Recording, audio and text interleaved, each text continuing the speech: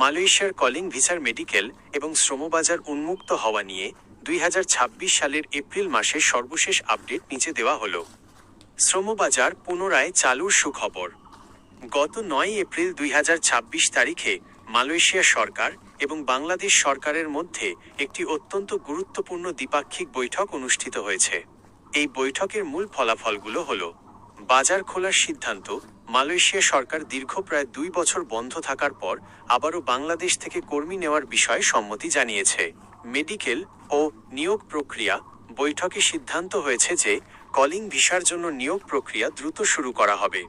Malaysia বর্তমানে একটি প্রযুক্তি নির্ভর এআই বেসড নতুন নিয়োগ ব্যবস্থা চালু করতে যাচ্ছে, যাতে অভিবাসন ব্যয় কম হয়। 2. মেডিকেল কবে শুরু হবে? আপনার মূল প্রশ্নের উত্তর হলো, যেহেতু এপ্রিলের শুরুতে শ্রমবাজার খোলার আনুষ্ঠানিক ঘোষণা এসেছে, তাই আগামী মে-জুন 2026 নাগাদ নতুন করে মেডিকেল স্লট খোলার জোর সম্ভাবনা রয়েছে। তবে কিছু বিষয় খেয়াল রাখুন। পুরানো কোটা, যাদের আগে কলিং এসেছিল কিন্তু যেতে পারেননি, তাদের ক্ষেত্রে অগ্রাধিকার ভিত্তিতে মেডিকেল চেক শুরু হতে পারে।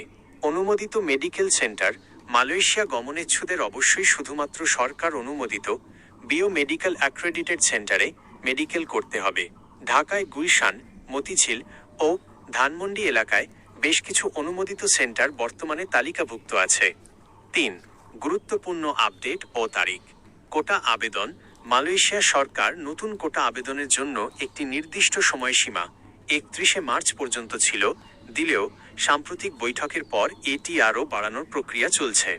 মেডিকেল রিপোর্টের মেয়াদ। মনে রাখবেন, মেডিকেলের মেয়াদ সাধারণত 3 থেকে 6 মাস থাকে।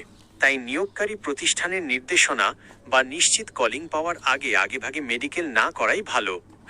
আপনার জন্য পরামর্শ। কশন, যেহেতু মাত্র কয়েকদিন আগে 9 এপ্রিল বাজার খোলার ঘোষণা এসেছে, তাই এখন পর্যন্ত নির্দিষ্ট কোনো তারিখ থেকে গণহারে মেডিকেল শুরু হবে এমন কোনো সার্কুলার আসেনি।